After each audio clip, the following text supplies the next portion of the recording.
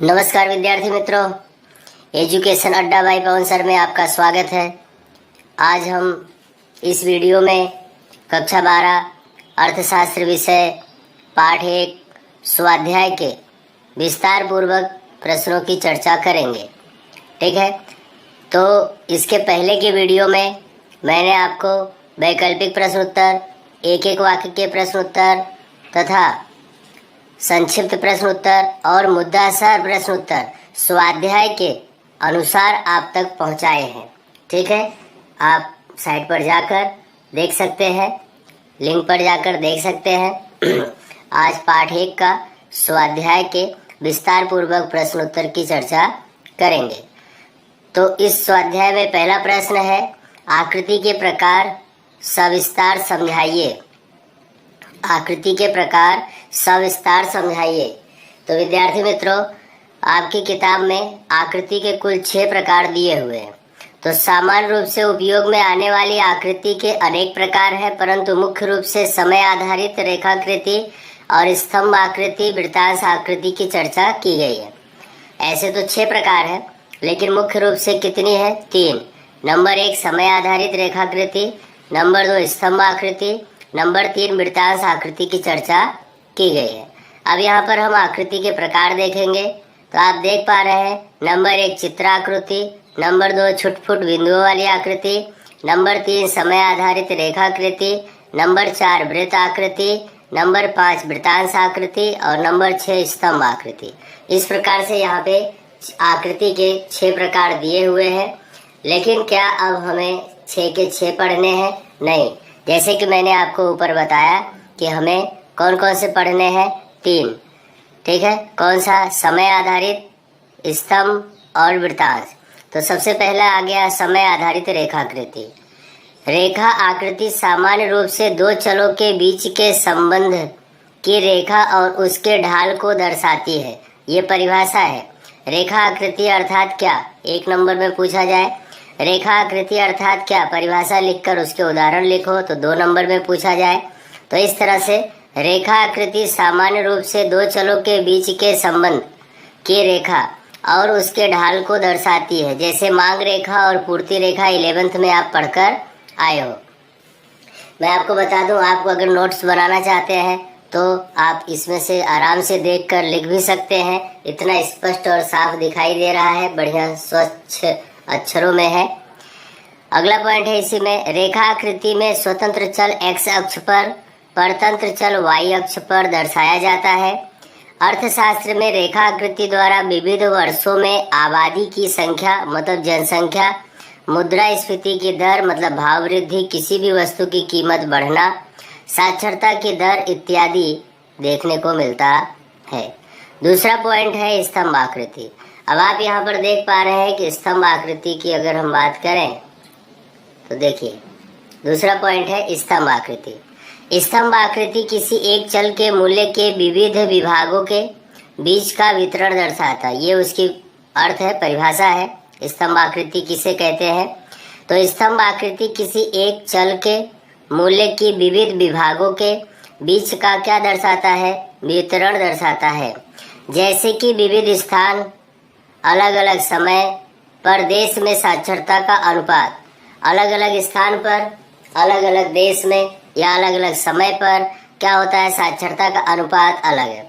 अब उत्तर प्रदेश में साक्षरता का प्रमाण अलग है, गुजरात में साक्षरता का प्रमाण अलग है, राजस्थान, महाराष्ट्र, दिल्ली, गोवा में साक्षरता का प्रमाण अलग है और केरल में साक्षरता का प्रमाण अलग है। सभी स्थान अलग अलग है, समय अलग अलग है, साक्षरता का अनुपात भी अलग अलग है। स्तंभ आकृति ऊर्ध्व या क्षैतिज स्तंभ द्वारा दर्शाई जाती है। स्तंभ आकृति में प्रत्येक स्तंभ की चौड़ाई एक समान और ऊंचाई जानकारी के अनुरूप होनी चाहिए। ऊंचाई एक समान और जानकारी के अनुरूप होनी चाहिए। तो मैं आपको यहाँ पे बताना चाहूँगा, देखिए यहाँ पे ये 2 रेखा होती है, इसे OX कहते हैं, इसे OY कहते हैं। अब क्या होता है कि ये जो 2 रेखाएं हैं, ये आधार स्तंभ माना जाता है और ये ऊंचाई वाली रेखा जो है ये मूल्य रेखा मतलब कीमत रेखा मानी जाती है। क्या मानी जाती है? कीमत रेखा। अब ये दो रेखाएं आपस में जहां पर स्पर्श कर रही हैं उसे कहते हैं प्रतिच्छेदित करना। क्या कहते हैं? प्रतिच्छेदित करना। अब जहां पर प्रतिच्छेदित कर रही हैं उसे कहते हैं उद्गम बिंदु। क्या कहते हैं? उद्गम बिंदु। तो मैंने आपको पिछले वीडियो में भी बताया था कि अगर ये लाइन आपको याद रहेगी तो अच्छा रहेगा, आपके लिए आकृति आलेख बनाने में सरलता रहेगी। अब उद्गम बिंदु से प्रथम स्तंभ के बीच की दूरी का अंतर सभी स्तंभों में कैसा होता है? समान। ठीक है। प्रत्येक स्तंभ की चौड़ाई कैसी होती है? समान। और स्तंभ का मूल्य कौन दर्शाता है? उसकी चौड़ाई दर्शाती नहीं है। कौन दर्शाता है? उसकी ऊंचाई दर्शाती है। इसीलिए यहाँ पर दिया गया है कि स्तंभ के प्रत्येक स्तंभ की चौड़ाई एक समान और उसकी जो जानकारी है ऊंचाई के अनुसार होती है। स्तंभ आकृति सामान्य रूप से 3 प्रकार के देखने को मिलती है। स्तंभ आकृति के कितने प्रकार? 3 प्रकार।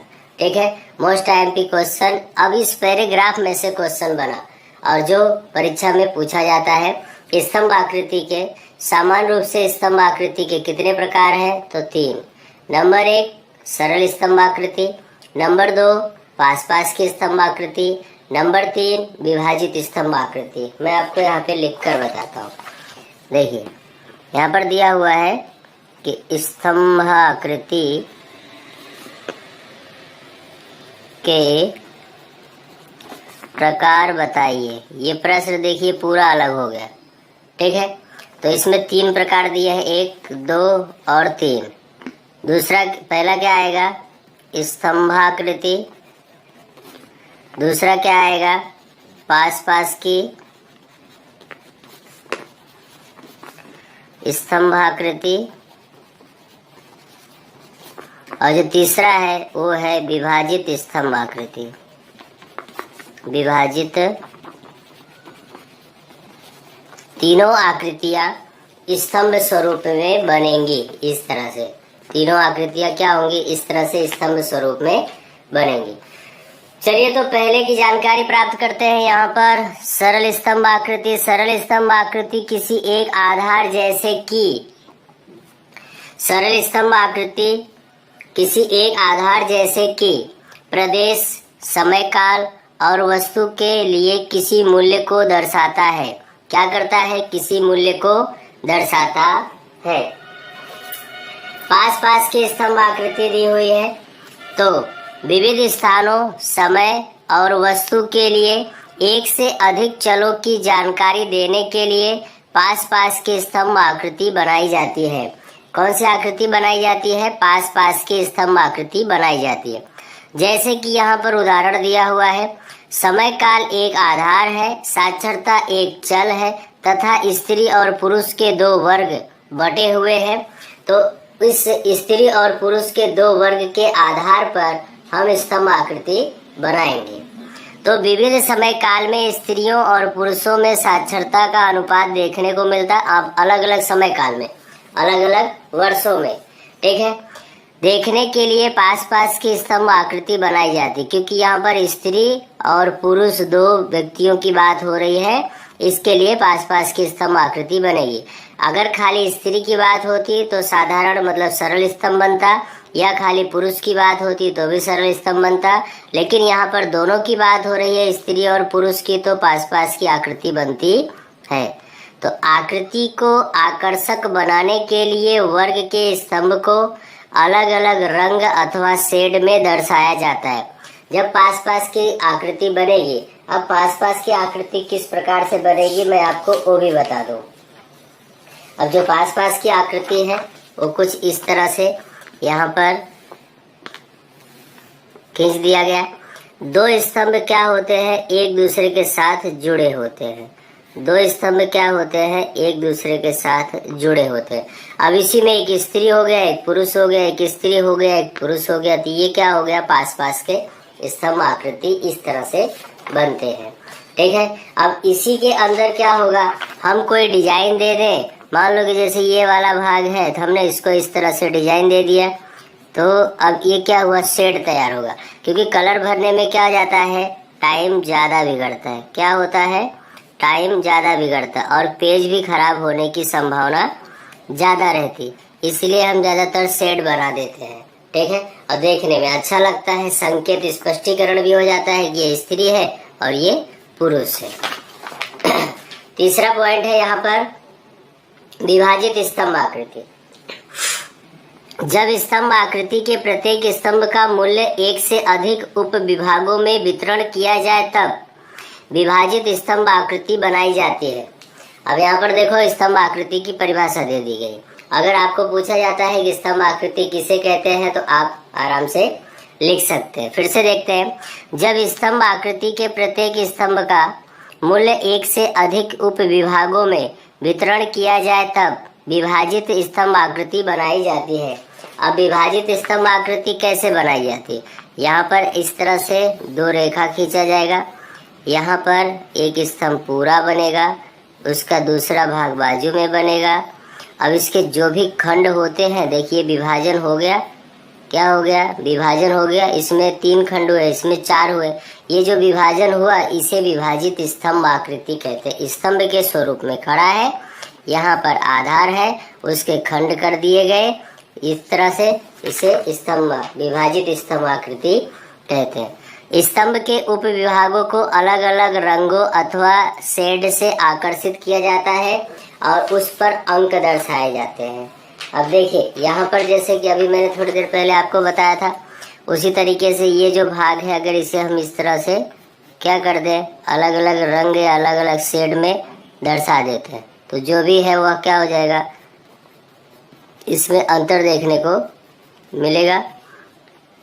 इसमें गोल गोल कर देते हैं, जो भी चिन्ह बनाना है, यह एक इसमें ज़्यादा हुआ है तो इसमें भी इस तरह से कर देते हैं। तो देखिए आप सबका संकेत अलग अलग हो गया, सबके बारे में अलग अलग जानकारी हो गई। इसीलिए यहाँ पे कहा जा रहा है कि प्रत्येक उप विभाग के अलग अलग रंग या शेड से आकर्षित किया जाता है और उस पर अंक दर्शाया जाता है। स्तंभ आकृति बनाते समय ध्यान में रखने योग्य बातें। स्तंभ आकृति बनाते समय ध्यान में रखने योग्य बातें। तो सबसे पहले यहाँ पे लिखा है प्रत्येक स्तंभ की चौड़ाई कैसी होनी चाहिए, समान। ये मैंने आपको पहले बताया था। प्रत्येक स्तंभ की चौड़ाई और ऊंचाई चल के मूल्य के अनुरूप होना चाहिए। अब जो स्तंभ है ये देखिए, यहाँ पर प्रत्येक स्तंभ की चौड़ाई कैसी होनी चाहिए, समान होनी चाहिए। ऊंचाई कैसा होना चाहिए, इसके अनुरूप होना चाहिए, जो कीमत दिया हुआ है उसके अनुरूप होना चाहिए। उद्गम बिंदु से प्रथम स्तंभ के बीच का जितना अंतर हो उतना ही अंतर सभी स्तंभों में होना चाहिए।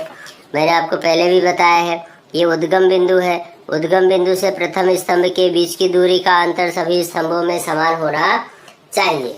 ठीक है, तो प्रत्येक स्तंभ जानकारी के क्रम में बनाया जाता है, इसलिए ये टॉपिक यहाँ पे पूरा हुआ। इसका तीसरा पॉइंट है वृत्तांश आकृति। ठीक है, वृत्तांश आकृति की यहाँ पे परिभाषा दी हुई है, हम देखेंगे ध्यान से।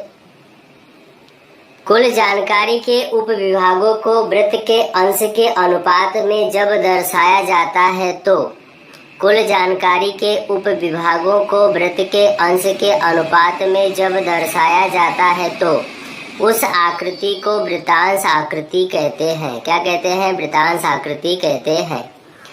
वृत्त का क्षेत्रफल 360 डिग्री होने से चल का कुल मूल्य कितना हुआ, 360 द्वारा दर्शाया जाता है और जानकारी के अनुपात के आधार पर दर्शाया जाता है। किसके आधार पर दर्शाया जाता है?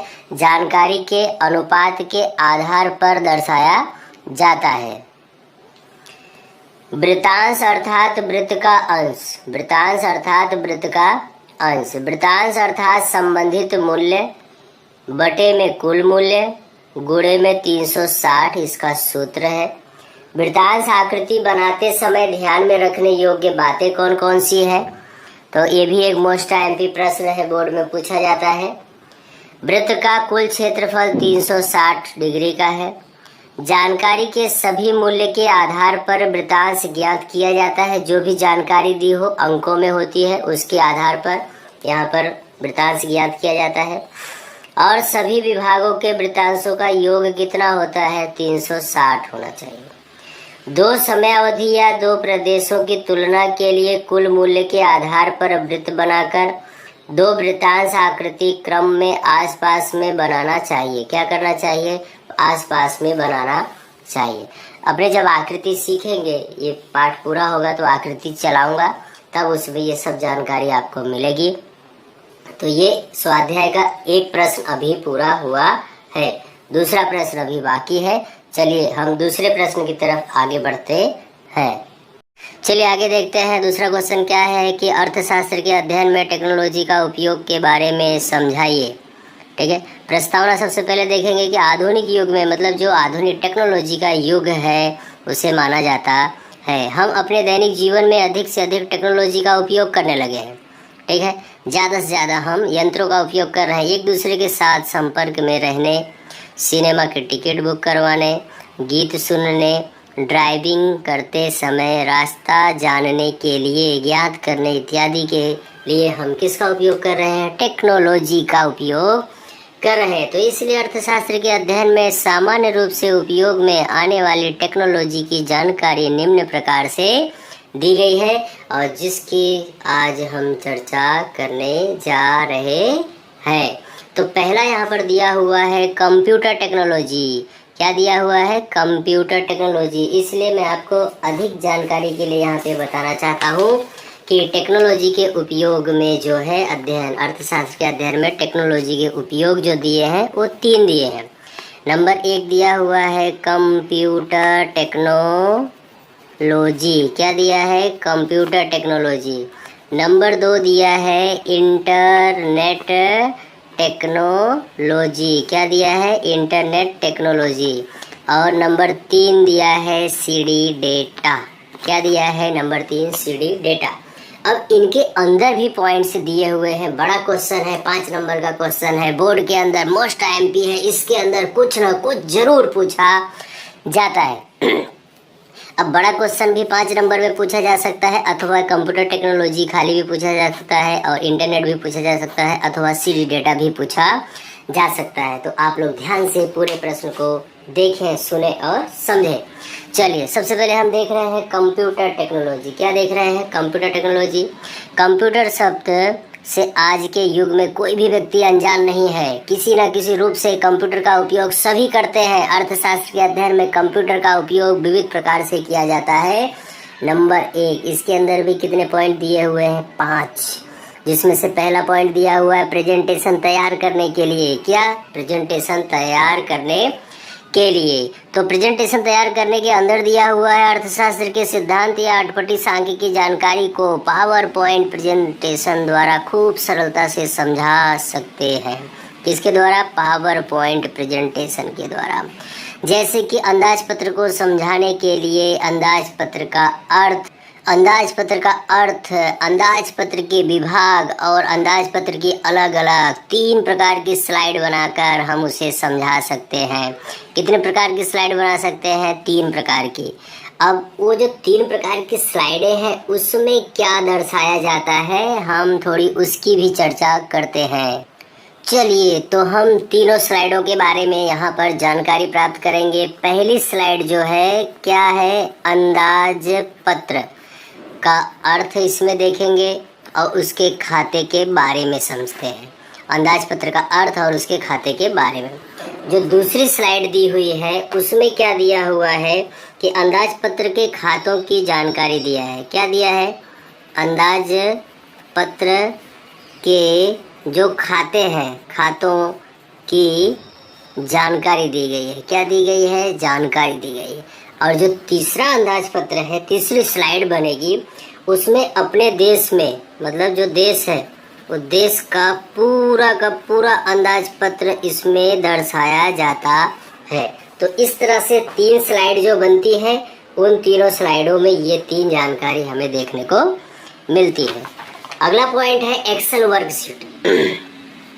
अर्थशास्त्र के विषय के संशोधन करने वाले विशेषज्ञ अत्यंत बड़े पैमाने पर सांख्यिकी जानकारी की जांच करते हैं। ऐसी जानकारी कंप्यूटर प्रोग्राम के एक्सेल शीट्स में रखने से जानकारी का योग, औसत, सह संबंध, विषय का अंक मूल्य मिनटों में प्राप्त कर सकते हैं। सरलता पूर्वक मिनटों में हम क्या कर सकते हैं? उसे प्राप्त कर सकते हैं। एक्सेल सीट यह सांख्यिकीय मतलब अंकों की जानकारी को प्रोसेस करने के लिए प्रोग्राम है। प्राप्त जानकारी के लिए विविध प्रकार की आकृतियों को भी एक्सेल सीट में सरलतापूर्वक से बनाया जा सकता है। किसे बनाया जा सकता है? एक्सेल सीट में। तो इस तरह से दूसरा पॉइंट पूरा हुआ और अब हम तीसरे पॉइंट की तरफ आगे बढ़ रहे हैं। तीसरा पॉइंट यहाँ पर क्या दिया हुआ है आप देख सकते हैं। देखिए, आकृति और आलेख बनाने के लिए प्रोग्राम, जिसमें पहली लाइन है कंप्यूटर टेक्नोलॉजी में अनेकों प्रोग्राम की मदद से अर्थशास्त्र की सांख्यिकी जानकारी का उपयोग करके आकृति और आलेख बनाए जा सकते हैं। जैसे कि वर्ड फाइल में पूर्ति रेखा, मांग रेखा जैसी सरल आकृतियां बनाई जा सकती है, जबकि एक्सेल सीट द्वारा सांख्यिकी जानकारी के लिए आकृति और आलेख सचोट माप के अनुपात में बनाया जा सकता है। कौन से माप में? सचोट माप में बनाया जा सकता है, एकदम परफेक्ट माप जिसे कहते हैं। चलिए हम चौथे पॉइंट की तरफ आगे बढ़ते हैं। अध्ययन सामग्री सुरक्षित रखने के लिए। कौन सी सामग्री? अध्ययन सामग्री सुरक्षित रखने के लिए। तो इसमें अर्थशास्त्र के अध्ययन एवं संशोधन के लिए अध्ययन सामग्री अनिवार्य होती है।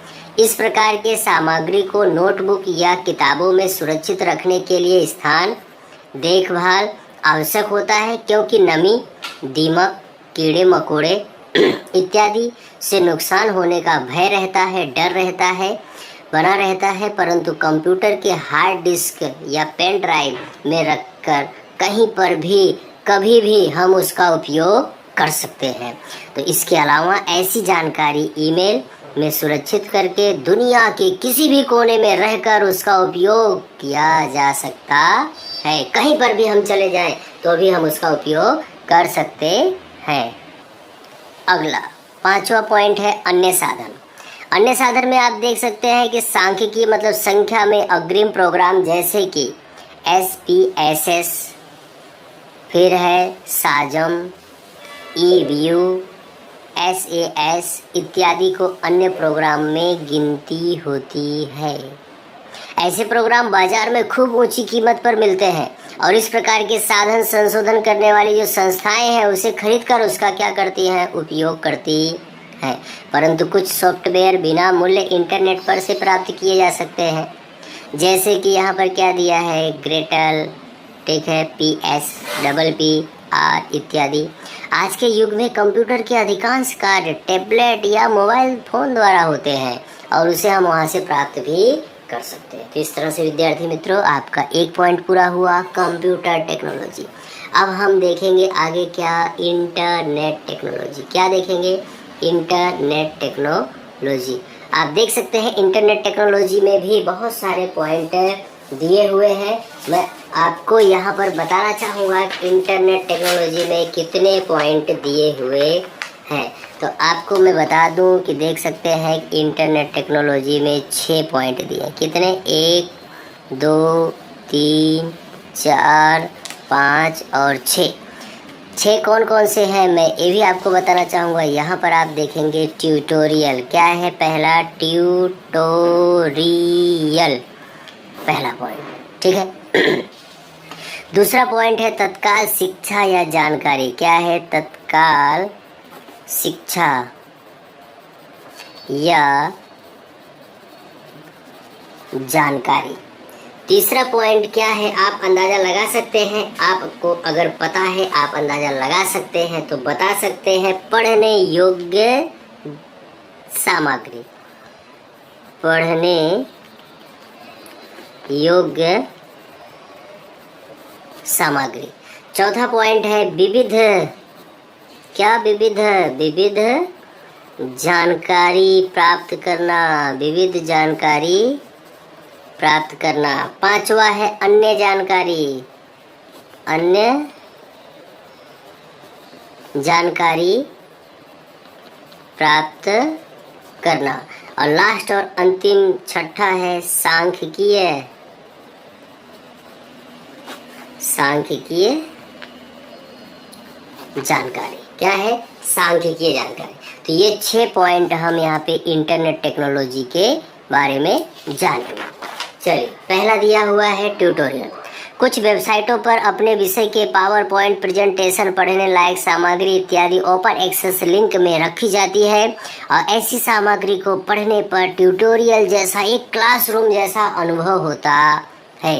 ट्यूटोरियल मतलब एक क्लासरूम जैसा। अपने घर पे कैसे लैपटॉप वगैरह, मोबाइल वगैरह में कान में ईयरफोन वगैरह, ब्लूटूथ वगैरह लगा के हमें ऐसा लगता है कि जैसे हम पिक्चर देख रहे हो, तो भी हमें कैसा फील होता है जैसे हम सिनेमा घर में बैठे हुए हो। ठीक है।